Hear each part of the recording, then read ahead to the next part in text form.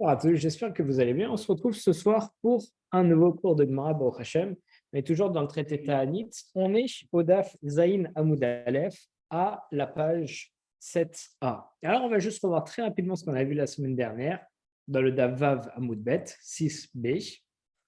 On avait vu que justement, on avait vu par rapport aux trois moments où la pluie tombait dans la continuité du Daf d'avant. Et on s'était posé la question durant la 7e année, la Shvi'it, jusqu'à quand est-ce qu'on peut profiter et brûler les produits de la Shvi'it que normalement on n'a pas le droit d'utiliser. Et on a dit jusqu'aux secondes précipitations. Et en fait, on cherchait toujours à quoi servait la date de seconde précipitation. On avait dit que pour avoir dans le début des précipitations, ça se faisait en 3 temps différents. Alors, le premier temps, on comprend, c'est pour savoir à partir de quand on peut faire la bracha. Le troisième temps, on comprend, c'est à partir de ce moment-là où si on n'a toujours pas reçu de pluie, alors il faut prier à Kadosh Baruch Hu parce que ça devient grave. Mais le second temps qui est entre les deux, à quoi ça sert? On avait donné déjà, il y a 2 semaines, plusieurs explications. Et la semaine dernière, on a rajouté justement par rapport à la chévite pour savoir jusqu'à quand est-ce qu'on peut utiliser la chaume et la paille. Ensuite, on avait vu qu'est-ce que ça voulait dire l'expression revia. Revia, ça vient du mot rovea, c'est quelque chose qui pénètre parce qu'en réalité, le mot revia désignait la pluie. Et pourquoi est-ce qu'on l'appelle revia? Parce que ça pénètre le sol. Comme on a dit, ça va pénétrer le sol pour commencer à entrer dans la terre, dans les graines, pour pouvoir faire bourgeonner. On a vu des enseignements aussi de Rabbi Abaou qui a dit que comment est-ce qu'on peut considérer que les premières précipitations sont tombées? C'est quoi une précipitation en fait? Est-ce que c'est juste un peu de brume? C'est quoi la taille de la pluie? Donc on avait dit que ça devait pénétrer le sol d'un téphar, c'est une unité de mesure. Ou bien autant pour pouvoir former un bouchon pour pouvoir fermer un baril. On avait vu Rav Chizda qui nous avait dit que la pluie, elle tombe. S'il y a de la pluie qui tombe avant qu'on dit Ve'atzar dans le Kriyat Shema, alors ce n'est pas une réalisation justement de cette malédiction de Ve'atzar et il retiendra. Il y a eu tout un développement par rapport à ça. Et je vous fais très rapidement la fin. On avait vu aussi, si la pluie elle est tombée sur une partie de la province, mais pas sur toute la province, alors ce n'est pas de la malédiction du fait qu'Akadosh Baruch Hu il retient les pluies, mais on avait vu qu'on avait un problème parce que il y avait un verset qui nous dit « Je retiendrai aussi la pluie à votre égard à 3 mois de lamation. Je susciterai la pluie sur une ville, et sur une ville, je ne vais pas susciter la pluie. » Donc, il y a une partie de la ville qui va être abreuvée en pluie et l'autre non. Et on dit de ce passage que les 2 villes, celle qui a la pluie et celle qui n'a pas, ça constitue une malédiction pour elles. Alors quoi, une fois on avait dit que c'était une bénédiction s'il y a sur une des 2 villes, et l'autre fois on dit que les 2 villes c'est une malédiction. Alors comment on a réglé ça? C'est s'il y a une quantité excessive de pluie qui tombe sur une ville sur 2. C'est une quantité excessive du style, j'invente totalement, il y a 100 litres d'eau qui doit tomber sur 2 villes. Alors du coup, les 100 litres tombent sur une seule ville. Alors, comme ça va faire trop, ça va faire du mal à la récolte au lieu de lui faire du bien. Et l'autre ville, bien entendu, elle n'aura pas d'eau, donc c'est une malédiction pour les 2. Mais s'il y a une pluie normale qui tombe sur la 2e ville, alors c'est une bracha pour la 2e ville et pas pour la première. Et on va prendre maintenant au Daf Zayin Amoud Aleph à la page 7a. Au début de la page, Amar Rabbi Abaou. C'est à la seconde ligne à partir du 2e mot. Amar Rabbi Abaou. Rabbi Abaou, il nous dit Gadol Yom Mageshami Mitriyat Ametim. Un jour de pluie, c'est encore plus grand que le jour de la résurrection des morts.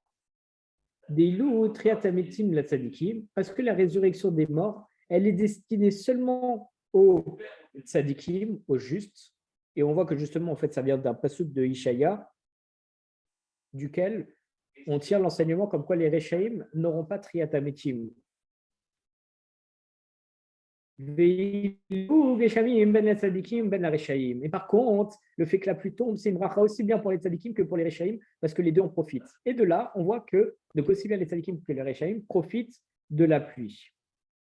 Au pliga des Rav Yosef, Rabbi Abaou, il est en désaccord avec Rav Yosef, Dama Rav Yosef, parce que Rav Yosef, il nous dit, Mitorchi, chez Kula Ketriat Ametim, puisque la pluie, elle équivaut à la Triat Ametim, la résurrection des morts. D'ailleurs, on avait vu ça dans le premier DAF.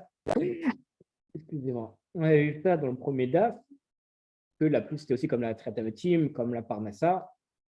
Euh, et donc, ça équivaut à la même chose, parce que Triatametim, c'est la résurrection des morts, et la pluie, ça permet à un homme de vivre et de se renouveler en ayant justement de l'eau et de quoi manger.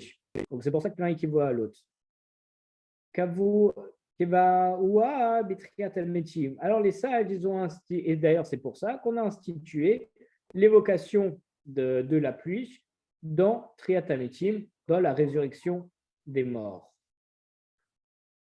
Donc, on voit que c'est une contradiction parce que juste avant Rabbi Abaou, il a dit que la pluie, c'est plus grand que Triatametim, mais on a ici Rabbi Yosef qui nous dit qu'en réalité, c'est équivalent l'un et l'autre. C'est même pour ça qu'on a mis dans la même bénédiction. Les deux font revivre l'homme. Du coup, c'est la même chose. Amar Rabbi Yehuda, il nous dit Gadol Yom HaGeshamim Keyom Shenitzna Botora. Un jour de pluie est aussi grand que le jour de Matan Torah, que le jour où on a reçu la Torah.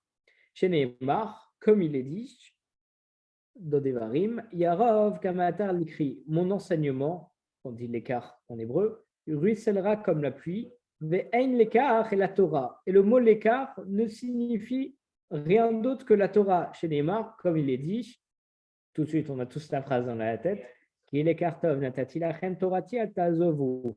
Car en parlant d'Akadosh Baruch Hu, vous ai donné un bon enseignement, n'abandonnez pas ma Torah. Donc on voit que le mot l'écart, ça correspond en réalité à la Torah.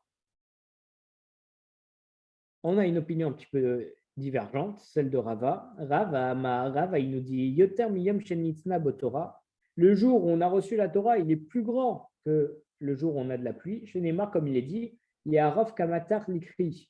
Mon enseignement ruissellera comme la pluie. Minit let's beni.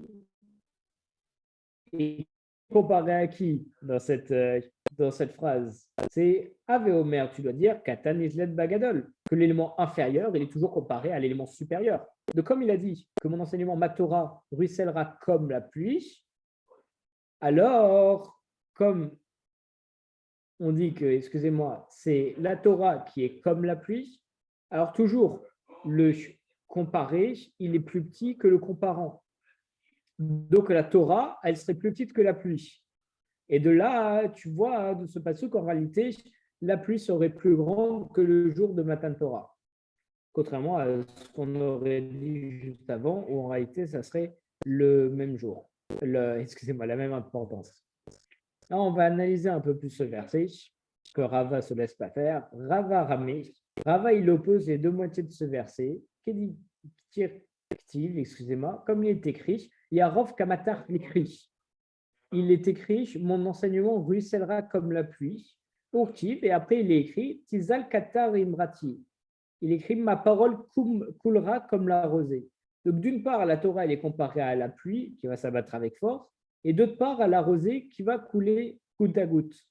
Et donc, on voit que déjà, on compare la Torah à deux choses différentes. Une fois à la pluie qui est forte, qui tombe vraiment, et l'autre fois à la rosée qui est beaucoup plus doux. Alors, c'est quoi comment est-ce qu'on peut comparer la Torah à ces deux choses qui sont un petit peu contradictoires? Im talmid racham agudin. Si l'érudit en Torah, il est vertueux, katal, alors l'effet de la Torah sur lui, ça sera comme de la rosée. C'est-à-dire, ça sera toujours bénéfique et vivifiant. Veimlav, et s'il ne se comporte pas bien comme un tzaddik, orphée ou kamatar, la pluie, elle va lui briser la nuque, aussi brutalement qu'un violent orage. Et c'est pour ça que on dit que la pluie, excusez-moi, justement, ça va tomber comme la pluie une pluie forte. Parce qu'en réalité, il y a Rof, qui signifie ruisseler. Ça ressemble aussi beaucoup au mot aref. Ça a la même racine que aref, qui veut dire tuer. D'où la comparaison que Rava nous a faite. Donc voilà, une analyse du verset, comme quoi la Torah, elle peut être soit comme de la pluie, soit comme de la rosée. Ça dépend en fait de comment on va l'utiliser. Si on a un tel mitracham et qu'on essaie de bien l'utiliser pour faire des bonnes choses, alors ça sera comme de la rosée sur nous, ça va couler sur nous. Par contre, si chas shalom, on l'utilise mal et on a des mauvaises intentions, alors ça sera comme de la pluie, comme un orage. Et il y a un ref qui veut dire ruisseler, ça ne sera plus ruisseler, mais ça sera Yarof qui veut dire tuer chas shalom. Tania, on va dans une braïta. N'hésitez pas à m'arrêter si quelqu'un a des questions. Oui, Rabbi Jérémy. Moi, j'ai senti la chose. Tu disais qu'on pouvait, le fait qu'il y ait des personnes qui peuvent étudier la Torah pour des bonnes raisons et d'autres pour de mauvaises raisons. Est-ce que c'est écrit? Est-ce qu'on sait quelles peuvent être les mauvaises intentions d'étudier la Torah? Alors, la chose est très simple. Si je vais même te dire une mauvaise raison qui, malheureusement, est très basique. La bonne raison, normalement, d'étudier la Torah, c'est pour se rapprocher d'Akadosh Baruch Hu, pour pouvoir enseigner, pour pouvoir se parfaire. Une mauvaise raison, tout simplement, étudier la Torah juste pour s'enorgueillir, de montrer qu'on connaît plus que quelqu'un, pour montrer qu'on est meilleur que les autres, ou bien étudier la Torah, mais pour essayer de trouver des ptours, pour trouver comment dire, comment je vais traduire ptour? Pour des...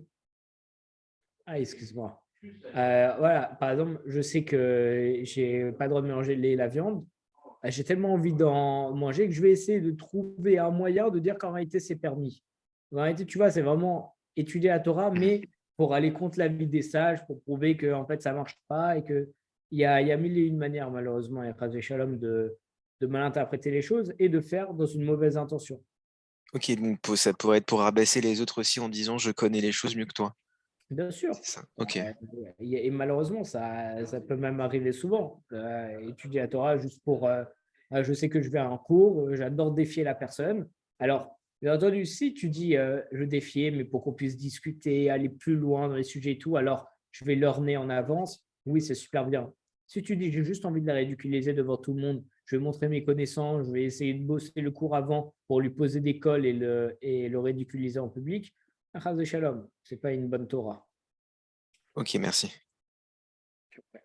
Et là, précision, la Gemara, elle a l'air de parler surtout de la manière dont on se comporte lorsqu'on étudie la Torah. Parce que lorsqu'on étudie la Torah et qu'on est un érudit en Torah, on représente la Torah.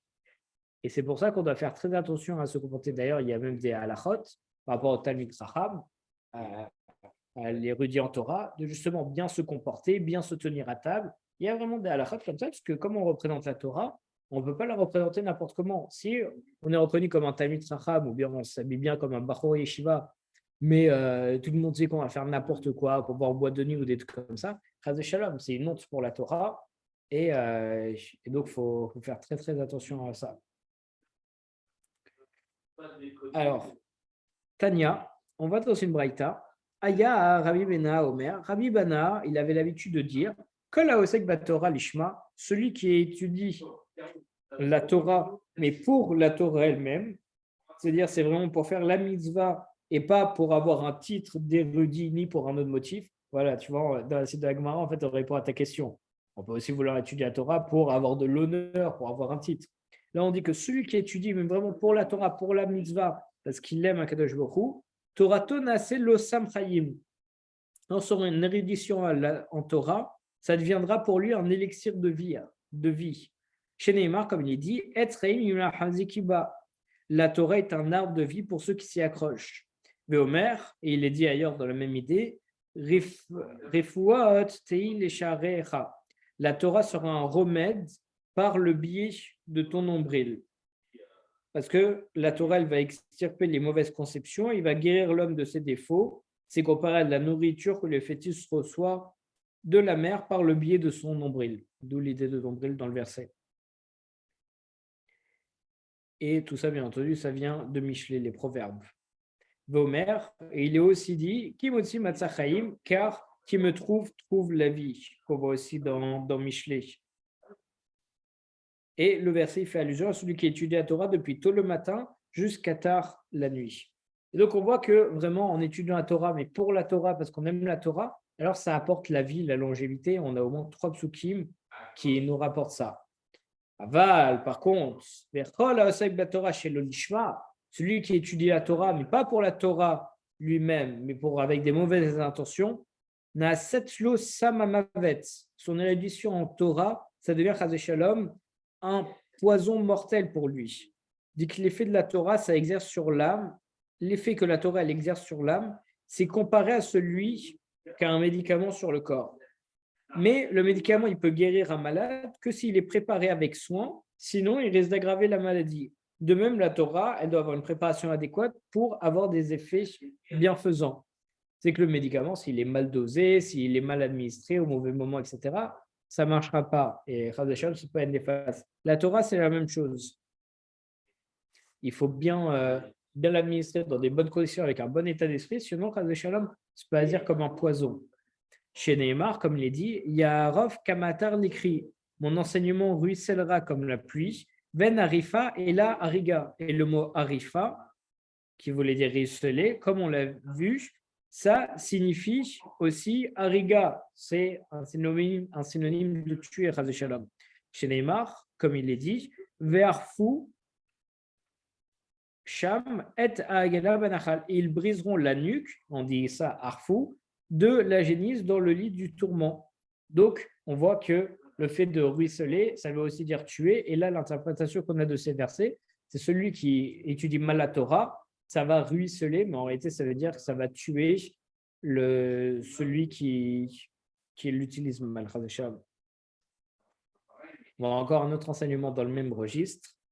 Amarle, Rabbi Yirmiya, les Rabbi Zeira, Rabbi Yirmiya, il demande à Rabbi Zeira, Laïté Marlitne, est-ce que le maître pourrait venir enseigner un cours d'Alacha?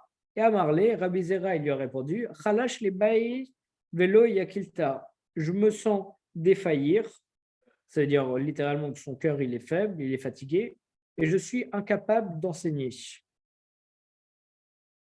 Excusez-moi, Leimar Marmilta d'Agatha. Et donc, Rabbi Yirmiya, il lui a demandé, est-ce qu'au moins tu pourrais nous faire une parole de Haggadah, nous raconter une histoire? Amarle, Rabbi Zera, il lui a répondu, Achi Amar Rabbi Yochanan. Voici ce que Rabbi Yochanan, il a enseigné. Maï dirtiv, ça veut dire quoi ce qui est écrit? Qui a Adam et Sasadeh. L'homme, c'est un arbre du champ. Vous connaissez très bien cette phrase. Qu'est-ce que ça signifie? Adam et Sadehu, est-ce que l'homme c'est vraiment un arbre de champ? Ça rime à rien. Et là, en fait, Mishum Dirti, c'est par rapport à ce qui est écrit à propos de l'orphité. Il y a un verset qui nous dit car tu en mangeras, mais tu ne l'abattras pas. Ortiv, il est aussi écrit dans un verset Oto tashrit vekarata, tu le détruiras et tu l'abattras. Aketsad, à quoi ça correspond alors ces deux versets qui ont l'air contradictoires? Une fois, on dit que l'arbre fruité, on n'a pas le droit de le toucher et de l'abattre. L'autre fois, on dit tu le prendras et tu l'abattras. Alors, c'est un peu l'explication qu'on a dit avant. Im talmid chacham magun ou. S'il s'agit d'un talmid chacham, alors miminu tochel veotolo tirlov. Tu mangeras, c'est-à-dire tu étudieras auprès de lui et tu l'abattras pas. Veimla, si ce n'est pas un talmid chacham, otutashrid vikarata. Tu dois le détruire et l'abattre, c'est-à-dire tu dois t'enfuir, aller loin de lui. Et aussi, c'est Chaz Shalom, quelqu'un qui utilise la Torah pour faire de mauvaises choses. Alors, il y a peut-être une mitzvah, si c'est pour donner des fausses halachot, avoir un faux titre, etc. Alors, il y a des mitzvot particulières à faire par rapport à cette personne. Bien entendu, toujours consulter une autorité rabbinique, des beddines, etc. On ne peut pas se permettre de faire tout et n'importe quoi. Alors, ça me fait juste penser au fait qu'il faut savoir que dans le Sefer HaMitzvot du Rambam, il a écrit la mitzvah de réprimander son prochain lorsqu'il fait une faute, juste après la mitzvah de Havat Israël. Tu aimeras ton prochain comme toi-même. Pourquoi? Parce que de là, on apprend qu'on n'a pas le droit de faire une réprimande à quelqu'un si on n'aime pas totalement cette personne. Parce que sinon, on va lui faire une réprimande en disant que c'est pour la mitzvah, mais en réalité, on risque de lui faire la réprimande parce qu'il nous dérange, il est embêtant, et j'ai juste envie de lui faire une réprimande. Donc de là, c'est pour ça que les deux mitzvot sont l'une après l'autre, pour nous dire, il faut que tu aimes ton prochain comme toi-même, pour pouvoir faire une réprimande, pour être sûr que la réprimande, c'est pour qu'il s'améliore, et non pas parce que tu veux utiliser cette mitzvah pour lui dire quelque chose qui lui déplaira. Chaz Shalom. Alors, on va avoir quelques enseignements comme quoi c'est important d'étudier en groupe avec un ami en Chavruta plutôt que seul. Amar Rabbi Chama, Amar Rabbi Hanina. Rabbi Chama, il a dit au nom de Rabbi Hanina. Maï dirtiv, c'est quoi ce qui est écrit? Barzel ke barzel yachad. Le fer aiguise le fer. C'est-à-dire qu'un homme va pouvoir en aiguiser un autre.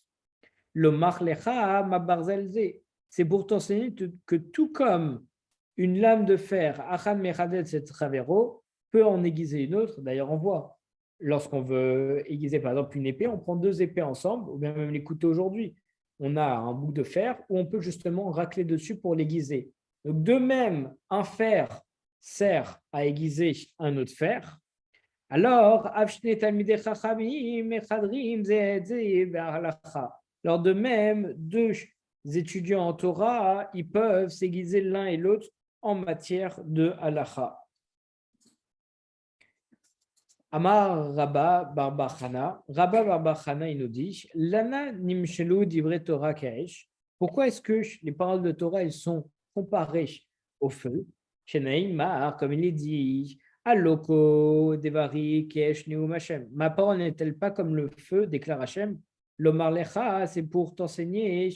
Ma esheno dolag yechidi. De même que le feu ne peut pas prendre à partir d'un seul morceau de bois. De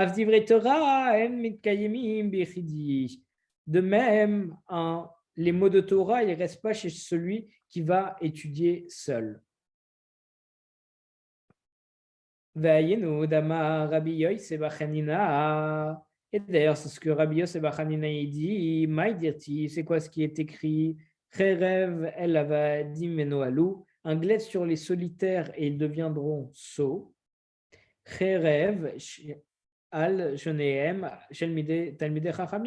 Ça signifie qu'un glaive sur les ennemis des Talmidei Chachamim, qui se consacre individuellement à la Torah, sans chercher de partenaire, de Chavota. D'ailleurs, c'est très grave parce que si on fait par exemple de la Gemara seul, on risque de se tromper, de mal comprendre, et donc de mal comprendre la halacha, donc de mal faire les choses, de mal enseigner la halacha par la suite qu'on a cru bien comprendre, mais il n'y a personne pour nous réprimander dessus, donc on ne peut pas savoir si ce qu'on a appris, c'est juste ou faux. Donc c'est aussi une des raisons pourquoi c'est très important d'étudier en binôme ou en groupe.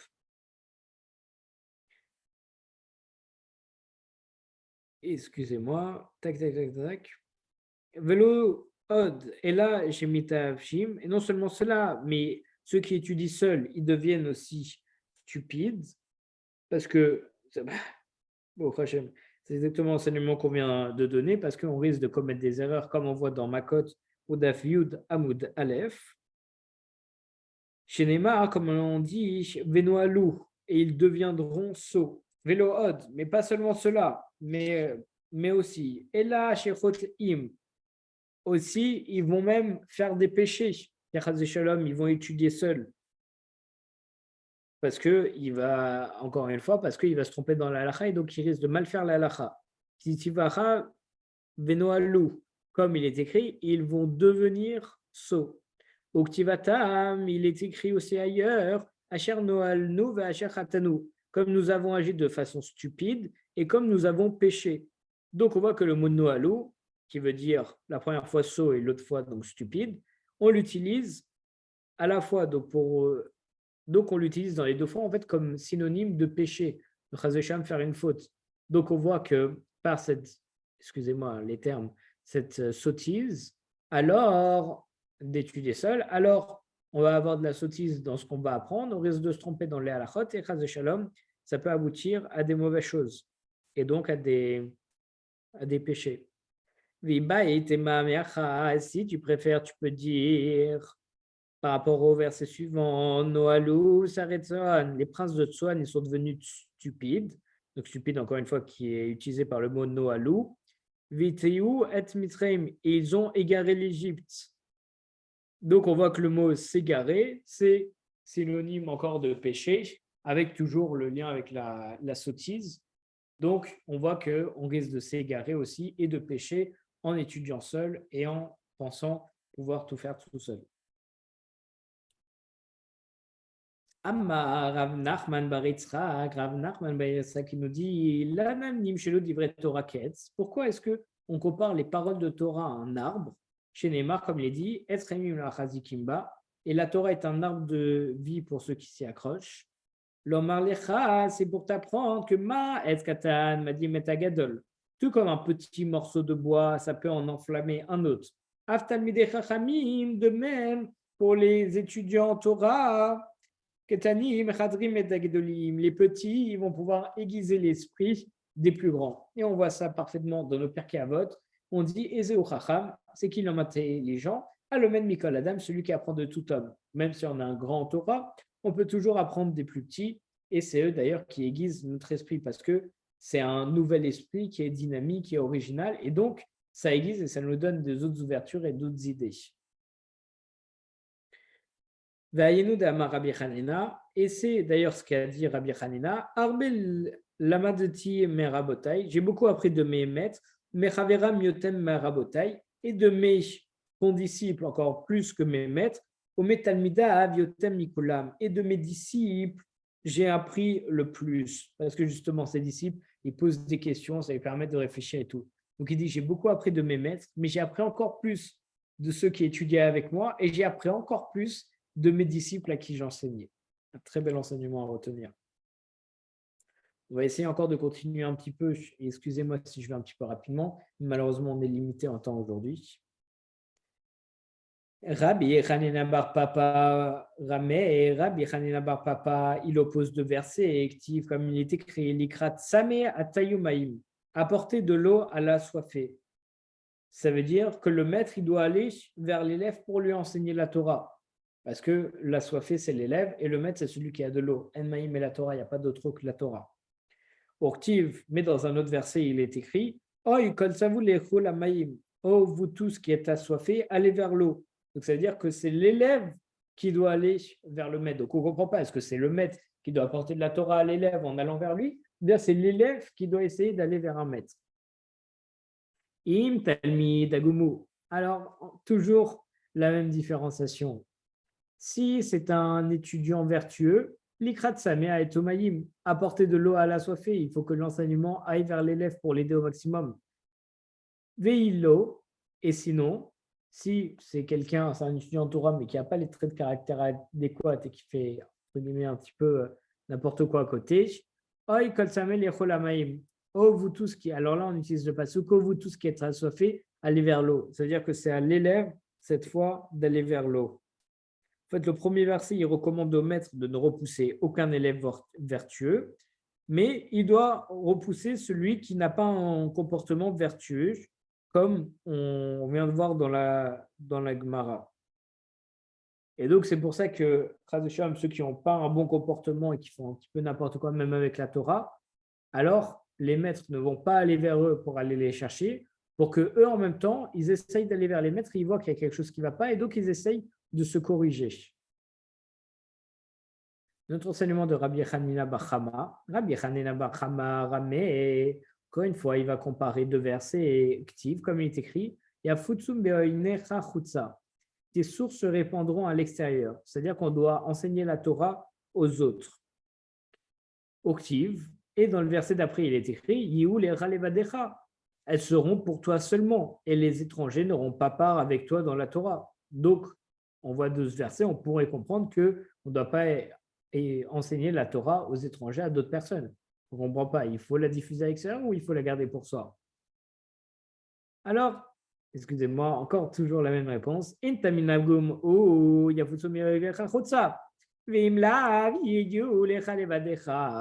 Si c'est un étudiant vertueux, alors oui, il faut propager la Torah à l'extérieur et lui enseigner. Si ce n'est pas quelqu'un de vertueux, alors il ne faut pas lui enseigner la Torah parce que ça peut encore plus lui donner de mauvaises idées, l'aiguiser dans le mauvais sens et il représenterait mal, chas v'shalom, la Torah. Ve'amar Rabbi Hanina Baridi, Rabbi Hanina Baridi nous dit Lan man nimshelu divrei Torah lameim. Pourquoi est-ce que les paroles de la Torah elles sont comparées à l'eau, directif comme il est écrit Oy kol samil lechol hamaim. Oh vous tous qui êtes assoiffés, allez vers l'eau. Donc l'eau c'est la Torah. Le marlecha c'est pour t'enseigner ma maïmanir makom gavoa. De même que l'eau elle quitte un niveau élevé, ve'olchim makom namour et va vers un niveau plus bas. C'est quand on passe des océans aux mers, aux rivières, etc. Avdivre Torah, hein, les paroles de Torah, en mitkayemim ela bimeshidato shepela, ne reste qu'auprès des personnes qui sont humbles. Donc, on voit que justement, là encore, on voit toute l'idée d'être vertueux, d'avoir des bonnes midotes, etc. Puis comme la Torah, ça va d'un gros point à un point plus petit, et ça se balade comme ça, alors, de la même manière, il faut être humble et savoir se rabaisser pour recevoir de la Torah, et que la Torah aille vers nous.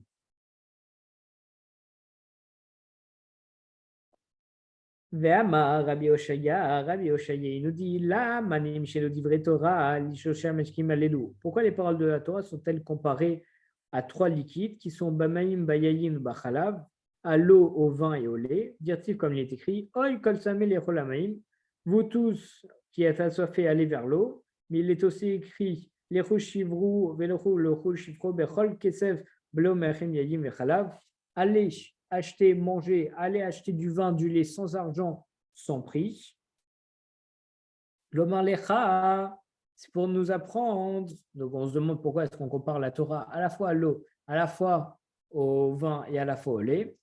Pour nous apprendre que Mash le Shamash Kimalelu, de même que ces trois liquides, En Mitkayimi, mais là, Parach et Kelim, ne se conservent que dans des ustensiles ordinaires, ça veut dire des ustensiles en argile. Avdivre Torah, de même les paroles de la Torah, En Kaimi, mais là, Abdime, Jedato Shifela, ne se conserve que chez un homme qui est humble, qui est simple. Pourquoi est-ce qu'on dit ça? Parce qu'on voit, si d'ailleurs il y a eu toute une histoire où il y avait un roi qui était près d'un rave, je l'ai fait vraiment rapidement, et, et le rave, il n'était pas forcément très beau et très bien habillé, et donc le roi, il lui a fait la remarque désobligeante en disant comment quelqu'un aussi grand au Torah peut avoir une telle allure mauvaise, etc. Donc, qu'est-ce qu'il a fait le rave? Il visitait le palais du roi et donc il lui a dit regardez, mon seigneur, est-ce que vous avez des bons vins? Il dit oui, regardez, j'ai des tonneaux et des tonneaux d'excellents vins, vraiment très rares, très bons. Et je ne comprends pas, si c'est une boisson aussi précieuse qui coûte aussi cher, pourquoi les laisser dans un vieux tonneau en bois? Mettez-les dans des cruches d'or, dans des belles cruches d'argent ou d'or. Elle dit oui, c'est vrai, c'est Mechoubad, il faut le mettre dans quelque chose de Mechoubad, d'important, de qualité. Alors il a mis tous ses vins dans des cruches maintenant en or, dans des tonneaux en or. Et bien entendu, qu'est-ce qui s'est passé quelques temps après? Tous les vins avaient tourné. Et c'était en fait un enseignement pour lui montrer que une Torah ou bien les bonnes choses se conservent mieux dans quelque chose qui ont même une mauvaise apparence, mais plutôt que quelque chose qui est très bon en apparence, mais qui en réalité va changer totalement l'intérieur. La preuve, si on est en érudit en Torah, si on commence à avoir des honneurs, à chercher les honneurs, à avoir un titre et tout, alors là, on se transforme en or. Sauf que si on a tout ça, on ne pourra plus avoir une Torah chez Léma, une Torah vraiment pour la Torah, pour ton âme, pour étudier que la Torah, pas pour s'attirer les honneurs. Et donc, ça ne pourra pas fonctionner. C'est ce qu'on a vu durant tout le cours d'aujourd'hui. C'est vraiment le point le plus important qu'il faut qu'on retienne.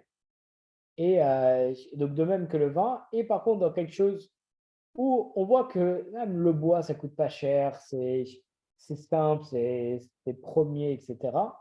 Alors, ça se conserve encore mieux et même ça se rend de meilleur en meilleur, ça devient meilleur et meilleur dans un bon fût en bois, ça donne du goût, etc. Alors pareil, la Torah, donc quelqu'un qui a une allure humble, petite, etc., alors ça a encore plus de valeur.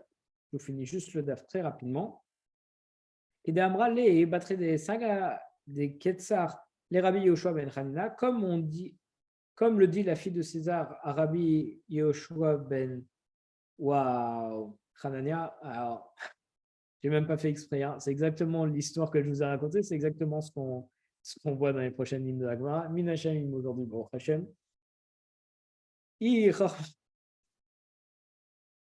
Allez. Et là, ce qui est glorieuse sagesse dans Torah, pourquoi est-ce qu'elle est dans un ustensile lait? C'est la fille de César qui a dit ça à Rabbi Yoshua ben Hanania. Amarla, alors il lui a répondu, ton père aimait bien de l'huile dans des ustensiles en argent, en argile qui sont laids. Amrala, il lui a répondu, il l'avait maniéré, dans quoi est-ce qu'on devrait le mettre sinon? Amarlo, il lui a dit, à tour des Rabiché, Remo, Mané, Deava, Kasfa, vous qui avez des nobles, vous devrez mettre du vin dans des récipients d'or et d'argent. Azla de Amra, là, les Avoua. Et donc, elle est allée proposer ça à son père. Ramel, Ramra, Mané, Deachad, Kaspa, de Takef. Et donc, il a mis le vin dans des récipients d'or et d'argent, mais le vin, il a tourné. Ah, tout va me rouler. Donc, ses serviteurs, ils sont venus lui annoncer que le vin a tourné. Amarla les braté, et donc il a demandé à sa fille, Man Amarla Achi, qui t'a dit de faire ça? Amrala, elle lui a répondu, Rabbi Yoshua ben Hanana, c'est Rabbi Yoshua ben Hanana qui m'a proposé de faire ça. Grayo a marlé, alors ils l'ont convoqué, et elle lui a demandé, Amrata les Achi, pourquoi est-ce que tu as dit à ma fille de faire une chose aussi mauvaise? Amarlé, il lui a répondu, Qui a d'Amré et Liamrili. De la manière dont elle m'a parlé, alors je lui ai répondu.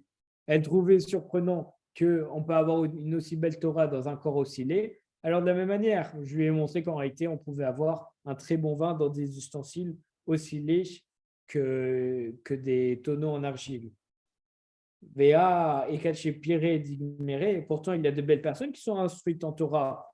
Donc ça existe aussi d'avoir du bon vin dans des beaux récipients pour faire le machal. Yavusanu, mais si les beaux érudits en Torah, ils avaient des aspects désagréables, fait à vous alors ils seraient encore plus érudits. Pourquoi? Parce qu'ils seraient encore plus humbles, parce qu'ils n'essayeraient pas de se montrer, ils n'auraient pas l'orgueil justement de leur beauté, et donc leur Torah sera encore plus belle. Alors oui, ça existe, mais en réalité, on peut encore faire mieux si ils n'avaient pas ces attraits physiques. Zakuba tous.